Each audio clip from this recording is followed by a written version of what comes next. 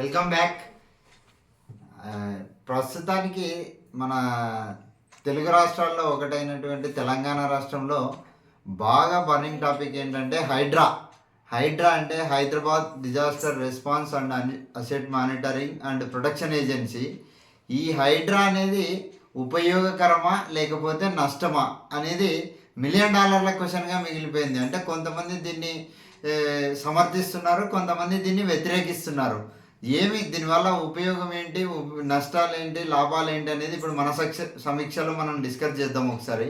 హైడ్రా అంటే ఇప్పుడు జనరల్గా డిజాస్టర్ మేనేజ్మెంట్లు ఇలాంటివి అంటే ఎన్విరాన్మెంటల్ అంటే న్యాచురల్ డిజాస్టర్స్ వచ్చినప్పుడు మనం ఎవ్వరము దాన్ని మిటిగేట్ చేయలేం, ప్రొటెక్ట్ చేయలేం. కానీ న్యాచురల్ డిజాస్టర్స్ రావడానికి కూడా హ్యూమన్ లైఫ్ అనేది ఈ రోజుల్లో చాలా వరకు దాంట్లో పార్టిసిపేట్ చేస్తుంది అనమాట. అంటే అంటే నేను ఇదేదో ఒకరిని అనాలని కాదు, కానీ ఇప్పుడు న్యాచురల్ రిసోర్సెస్ ఉన్నాయి మనకి, న్యాచురల్ సోర్సెస్. అంటే ఇప్పుడు హైదరాబాద్ సిటీకి పోల్చుకుంటే చాలా చెరువులు, తర్వాత నాలాలు, తర్వాత నదులు ఇవన్నీ ఆక్రమణకు గురవుతున్నాయి. అంటే మూసీ నది, నిజాం సాగర్, ఉస్మాన్ సాగర్, గండిపేట చెరువు, ఇట్లా చాలా నాలాలు, చాలా చెరువులు, మూసీ నది పరివార ప్రాంతం కూడా చాలా వరకు మనకి ఆక్రమణకు గురి అవడం వల్ల అంటే భారీ ఎత్తున వరదలు అంటే వరదలు ఇన్ ద సెన్స్ వర్షాలు భారీ ఎత్తున పడినప్పుడు ఆ వర్షాల కారణంగా నీళ్లు ఎటు నుంచి ఎటు పోవాలో తెలియక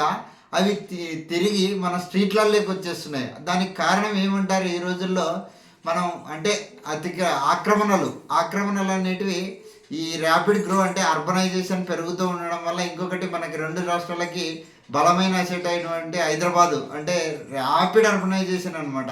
మెట్రోపాలిటన్ సిటీగా చాలా అభివృద్ధి చెందింది. ఇప్పుడు ఇతర ప్రముఖ నగరాలతో పాటు పోటీ పడుతుంది.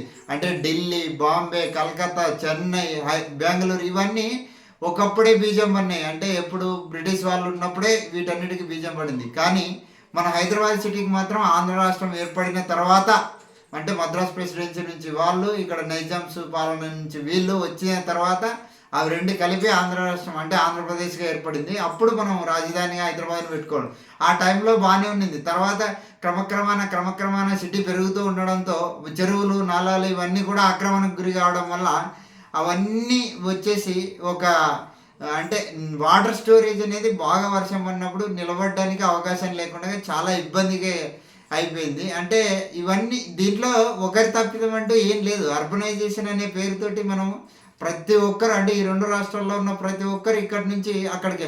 ఇంకొకటి మనం బాగా గుర్తుంచుకోవాల్సిన విషయం ఏంటంటే హైదరాబాద్ సిటీ అనేది నాట్ ఓన్లీ తెలుగు స్టేట్స్ అంటే ఆ ఇండియాలో ఉన్నటువంటి ప్రతి స్టేట్ నుంచి హైదరాబాద్లో జనాలు బతకడానికి వస్తూనే ఉంటారు. దానితో పాటు నేపాల్, భూటాన్, చైనా ఈ కంట్రీస్ నుంచి కూడా వచ్చిన వాళ్ళు చాలామంది ఉన్నారు. ఈ స్థావరాలు ఇవన్నీ ఏర్పాటు చేసుకోవడం వల్ల హైదరాబాద్ సిటీ అంటే ఈరోజు హైడ్రా అనేది ఈ ప్రభుత్వం వచ్చిన తర్వాత వాళ్ళు తీసుకొచ్చిన తర్వాత దానికి ఎంత మద్దతు వస్తుందో అంత వ్యతిరేకత కూడా వస్తుంది. దానికి సంబంధించినంత వరకు మీరేమనుకుంటున్నారు అనేది మీ మాటల్లో కొద్దిగా అంటే కామెంట్స్ రూపంలో తెలియజేయండి. నేనేమనుకుంటున్నానంటే ఇది హైడ్రా అనేది గవర్నమెంట్ ఏదైతే చేస్తుందో అది మంచి పద్ధతి అయినప్పటికీ కొంచెం middle class, below middle class పీపుల్స్కి కొద్దిగా ఇబ్బందికరంగా మారినట్టు నాకు అనిపిస్తుంది. కొంచెం దీన్ని గవర్నమెంట్ అన్ని రకాలుగా ఒకసారి అసెసినేషన్ చేసుకొని దాన్ని అంతా ఒకసారి క్యాలిక్యులేషన్ వేసుకొని దాన్ని ఇంప్లిమెంట్ చేస్తే బాగుంటుంది అనేది నా ఉద్దేశం. సో మీరేమనుకుంటున్నారు అనేది మీ మాటల్లో తెలియజేయండి. సో ఈ వీడియో నచ్చినట్టయితే మీకు లైక్ చేయండి, షేర్ చేయండి, కామెంట్ చేయండి, సబ్స్క్రైబ్ చేయండి. Thank you.